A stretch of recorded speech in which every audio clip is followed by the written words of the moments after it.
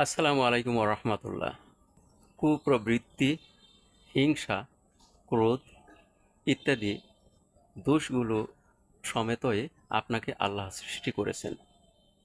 আর এ কারণে আপনার মধ্যে থেকে এই দোষ ত্রুটিগুলোকে কখনো দূর করা সম্ভব নয়। আর শরীয়তেও এরকমটি বলা হয়নি।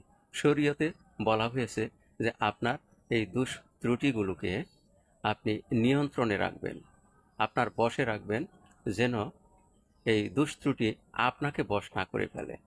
আর আপনি যদি তা বশে রাখতে পারেন, তাহলে এই দুষ্ত্রুটিগুলো, হিংসা, ক্রোধ, এসব ত্রুটিগুলো আপনি বশে রাখার মাধ্যমে আপনি কবিরা গুনাহ থেকে নিজেকে রক্ষা করতে পারবেন। আর আল্লাহ সগীরা গুনাহ এ কারণেই মাফ করে দেবেন।